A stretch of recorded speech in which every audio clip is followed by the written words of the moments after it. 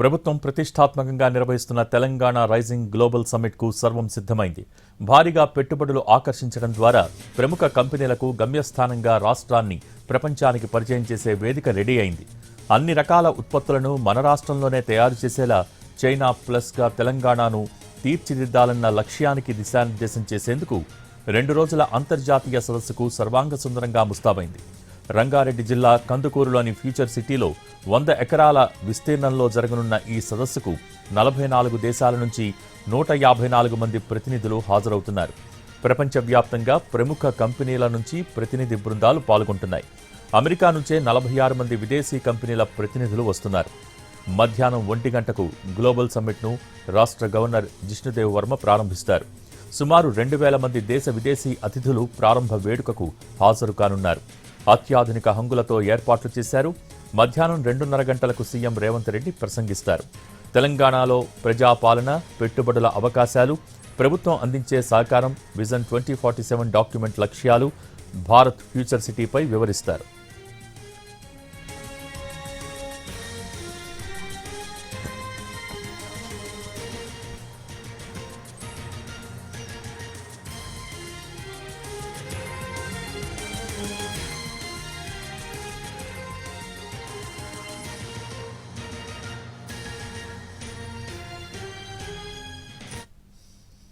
అనంతరం సదస్సులో అంతర్జాతీయ ఆర్థికవేత్తలు, నిపుణులు మాట్లాడతారు.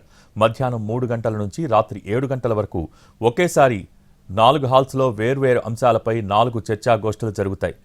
మొదటి రోజు సదస్సులో ప్రగతి, సంక్షేమ పథకాలు, అమలు తీరు, ఫలితాలు, విద్య, వైద్యం, వ్యవసాయం, మహిళాభివృద్ధి, యువత, నైపుణ్యాలు, ఉద్యోగాల కల్పన, పారిశ్రామిక అభివృద్ధి తదితర అంశాలపై సంబంధిత రంగాల నిపుణులతో చర్చాగోష్ఠులు ఉంటాయి. రేపు ఉదయం 10 గంటల నుంచి సదస్సు ప్రారంభమవుతుంది. సాయంత్రం 5:30 వరకు వివిధ అంశాలపై దిగ్గజ పారిశ్రామికవేత్తలు, నిపుణులతో చర్చాగోష్ఠులు ఉంటాయి. రెండో రోజు సదస్సులో కాలుష్య నివారణ, పర్యావరణ పరిరక్షణ, మౌలిక సదుపాయాల కల్పన, స్వదేశీ, విదేశీ పెట్టుబడుల ఆకర్షణ, పరిశోధన, అభివృద్ధి రంగాల్లో భాగస్వామ్యాలు, $3 ట్రిలియన్ అభివృద్ధికి రాష్ట్రం ఎదగటానికి చేపట్టాల్సిన కార్యాచరణ ప్రణాళిక తదితర అంశాలపై చర్చిస్తారు. 2 రోజుల్లో మొత్తం 27 అంశాలపై సెషన్స్ జరుగుతాయి. ఇందుకు వీలుగా సెమినార్ హాల్స్ను సిద్ధం చేశారు. రేపు సాయంత్రం 6 గంటలకు తెలంగాణ రైజింగ్ 2047 విజన్ డాక్యుమెంట్ను ముఖ్యమంత్రి Revanth Reddy ఆవిష్కరిస్తారు.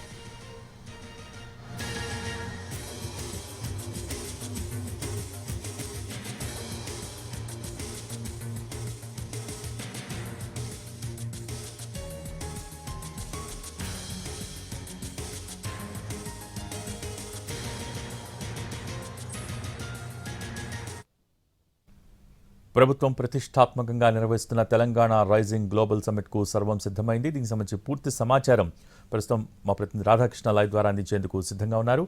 Radhakrishna, over to you. ప్రపంచం మొత్తం కూడా ఇప్పుడు తెలంగాణ వైపు చూసేలాగా రాష్ట్ర ప్రభుత్వం చర్యలు చేపట్టిందని మనం చెప్పాలి. ఎందుకంటే తెలంగాణ గ్లోబల్ సమ్మిట్ని దాదాపు ప్రపంచం వ్యాప్తంగా ఎవరైతే ప్రతినిధులు ఉంటారో కంపెనీలకు సంబంధించిన వాళ్ళంతా కూడా ఇక్కడికి వచ్చి తెలంగాణ అభివృద్ధి ఏ విధంగా సాగుతుంది, అలాగే ప్రభుత్వం ఎలాంటి సహకారం, ఎవరైతే ఇండస్ట్రియల్కి సంబంధించిన వాళ్ళు, పెట్టుబడులు పెట్టేవాళ్ళు ఇక్కడికి వస్తే వాళ్ళకి ఎలాంటి సహకారం అందిస్తాం అనేది పూర్తి స్థాయిలో తెలిసే విధంగా అన్ని రకాల ఏర్పాట్లు అయితే చేశారు. మనం చూడొచ్చు, సమ్మిట్కి సంబంధించిన ప్రధాన ఎంట్రన్స్ ఇది.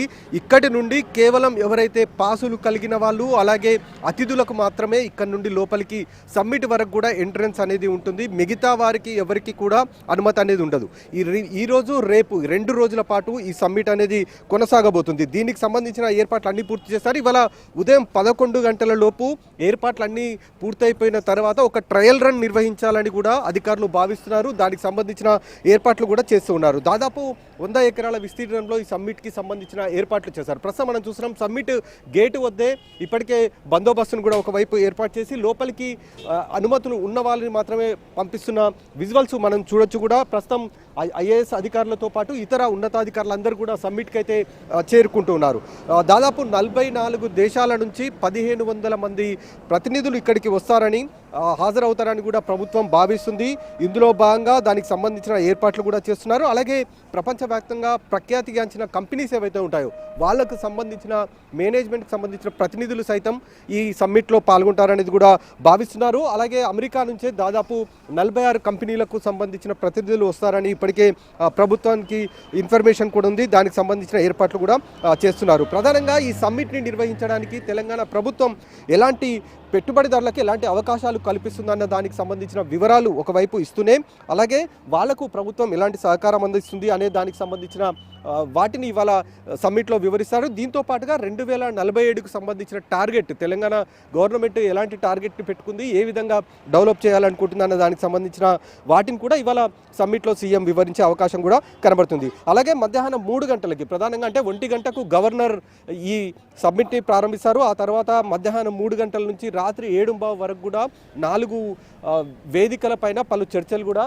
సాగబోతున్నాయి. దీనికి సంబంధించిన ఏర్పాట్లు కూడా పూర్తి స్థాయిలో చేయడం జరిగింది. ప్రధానంగా ఈరోజు జరిగే సదస్సులో జరిగే మెయిన్ సబ్జెక్ట్స్ ఏంటంటే ఇందులో ప్రధానంగా ప్రగతి సంక్షేమ పథకాలు అంటే ప్రభుత్వం ఎలాంటి సంక్షేమ పథకాలు అమలు చేస్తుంది అన్న దానికి సంబంధించి వాటిని వివరించడంతో పాటు అవి ఏ విధంగా అమలు చేస్తున్నారన్న దానికి సంబంధించి ఆ పథకాల ద్వారా ఎలాంటి ఫలితాలు వస్తున్నాయి దానికి సంబంధించిన వాటికి వివరిస్తారు. అలాగే ఎడ్యుకేషన్తో పాటు మెడికల్కి సంబంధించింది, వ్యవసాయము, అలాగే ఉమెన్ డెవలప్మెంట్తో పాటు ఉద్యోగాల కల్పనకు సంబంధించి, ఇండస్ట్రియల్ డెవలప్మెంట్కి సంబంధించి వీటికి సంబంధించిన అంశాలపైన ఇవాళ ప్రధానంగా నిపుణులు అలాగే కంపెనీలకు సంబంధించిన ప్రతినిధులతోటి చర్చలు అనేవి సాగుతుంటాయి. దీనికి సంబంధించి ప్రధానంగా ఇప్పుడు మనం చూస్తున్నది బందోబస్తుకు సంబంధించి కనుక చూస్తుంటే దాదాపు 2000 మందికి పైగా కూడా ఈసారి బందోబస్తులో వినియోగిస్తున్నారు. ఈ సమ్మిట్కి సంబంధించిన బందోబస్తులో దాదాపు లా అండ్ ఆర్డర్కి సంబంధించిన పోలీసులతో పాటుగా ఆక్టోపస్ అలాగే టీజీఎస్పీకి సంబంధించిన బలగాలు, ఎస్ఓటీకి సంబంధించిన బలగాలతో పాటు ఇతర అదనపు బలగాలు టీజీఎస్పీకి సంబంధించిన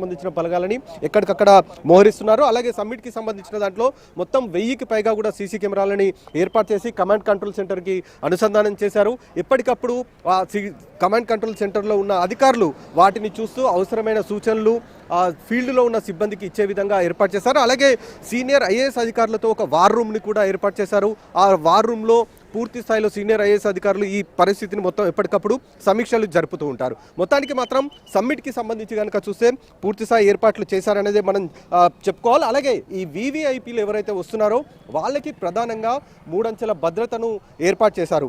ఒక్కొక్క దగ్గర ఒక్కొక్క రకమైన సెక్యూరిటీని ఏర్పాటు చేసి వాళ్ళకి ఎలాంటి ఇబ్బందులు కలగకుండా చేస్తున్నారు. అలాగే దాదాపు 500 మంది కంపెనీలకు సంబంధించిన ప్రతినిధులు వస్తున్నారు. వాళ్ళతో పాటు కొంతమంది సిబ్బంది కూడా వస్తారు. కాబట్టి ఇలా మొత్తం చూస్తే దాదాపు 1500 మందికి పైగా ఉంటారు. కాబట్టి వీళ్ళని ప్రధానంగా సమ్మిట్కి తీసుకొని రావడం, అలాగే సమ్మిట్ నుండి తిరిగి వాళ్ళకి ఎక్కడైతే అకామిడేషన్ ఏర్పాటు చేశారో అక్కడికి సాఫీగా సజావుగా తీసుకొని రావడం అనేది చేయాల్సిన బాధ్యత కూడా డిపార్ట్మెంట్ పైన, పోలీస్ డిపార్ట్మెంట్ పైన ఉంది. వాళ్ళకి కూడా అవసరమైన సూచనలు, సలహాలు ఇప్పటికే అధికారులు కూడా చేయడం జరిగింది. దీనికి సంబంధించిన ఒకవైపు చర్యలు అలాగే వాటికి సంబంధించిన సలహాలు, సూచనలు చేస్తూనే మిగతా సమ్మిట్కి సంబంధించిన ఏర్పాట్లు కూడా ఒకవైపు అధికారులు అయితే చేస్తున్నారు. అలాగే ప్రధానంగా సమ్మిట్కి వచ్చే దారిలో ఏకంగా ట్రాఫిక్ జామ్, ఎక్కడ కూడా ట్రాఫిక్కి సంబంధించి ఇబ్బంది కలగకుండా ఉండేది. ఎందుకంటే ఎయిర్పోర్ట్ నుండి ప్రతినిధులు వస్తారు, వాళ్ళు సమ్మిట్కి వచ్చే దారిలో ఎక్కడ కూడా ట్రాఫిక్ అనేది జామ్ కాకుండా ఉండేందుకు ప్రత్యేక ఏర్పాట్లు కూడా చేశారు. అలాగే సమ్మిట్కి వచ్చే వాళ్ళు ఎవరైతే ఉంటారో వాళ్ళకి వీవీఐపీలకు ఒక దగ్గర పార్కింగ్ జోన్ ఏర్పాటు చేశారు. ఇతర అధికారులకు, సమ్మిట్కి వచ్చే గెస్టులకు ఇలా మొత్తం 3 జోన్లను ఇక్కడ ఏర్పాటు కూడా చేయడం జరిగింది. ట్రాఫిక్ సిబ్బందిని కూడా పూర్తి స్థాయిలో మోహరిస్తున్నారు. ఎయిర్పోర్ట్ నుండి మొదలు పెడితే ఇక్కడి వరకు సమ్మిట్ ప్రాంగణం వరకు దాదాపు 15 నుంచి 20 కిలోమీటర్ల దూరం వరకు ట్రాఫిక్ జామ్ కాకుండా ఎప్పటికప్పుడు క్రమబద్ధీకరించేందుకు అధికారులను ఏర్పాటు చేశారు. ట్రాఫిక్ సిబ్బందిని కూడా నియమించడం జరిగింది. దీంతో పాటుగా సామాన్య ప్రజలు సమ్మిట్ని వీక్షించేందుకు చాలా ప్రాంతాల్లో తెరలను ఏర్పాటు చేశారు. ప్రొజెక్టర్ సహాయంతో వాటిని ఏర్పాటు చేసి అక్కడ వాళ్ళు ఆ సమ్మిట్ని తిలకించేలాగా ఏర్పాటు చేస్తున్నారు. ఈరోజు రేపు మాత్రం సమ్మిట్కి సంబంధించిన ప్రతినిధులు, గెస్ట్ ఎవరైతే ఆహ్వానితులు ఉంటారో వాళ్ళతో పాటు పాస్ హోల్డర్స్ని మాత్రమే అనుమతిస్తారు. సమ్మిట్ పూర్తయిన మరుసటి రోజు నుంచి 2 రోజుల పాటు లేదా 3 రోజుల పాటు సామాన్య ప్రజలను తిలకించే విధంగా కూడా ఏర్పాటు చేశారు. మొత్తానికైతే సమ్మిట్ ఇవాళ మధ్యాహ్నం ప్రారంభం కాబోతుంది. 11 గంటలకి ఒక ట్రయల్ రన్ని కూడా నిర్వహిస్తారు. ఏ విధంగా సమ్మిట్ని అంటే గవర్నర్ వచ్చినప్పుడు ఏ ఏ విధంగా లోపలికి తీసుకొని వెళ్ళాలి, అలాగే ఇతర అతిథులు వచ్చినప్పుడు ఎలా లోపలికి తీసుకొని వెళ్ళాలి, వాళ్ళకి ఏ ప్రాంతంలో వేదికలను కేటాయించారు, అక్కడికి ఏ విధంగా తీసుకొని వెళ్ళాలి అనేది ఒక ట్రయల్ రన్ని 11 గంటలకైతే నిర్వహించడానికి సమ్మిట్ వద్ద ఏర్పాట్లు అయితే చేస్తూ ఉన్నారు. Bhogi. Okay, thank you Radhakrishna.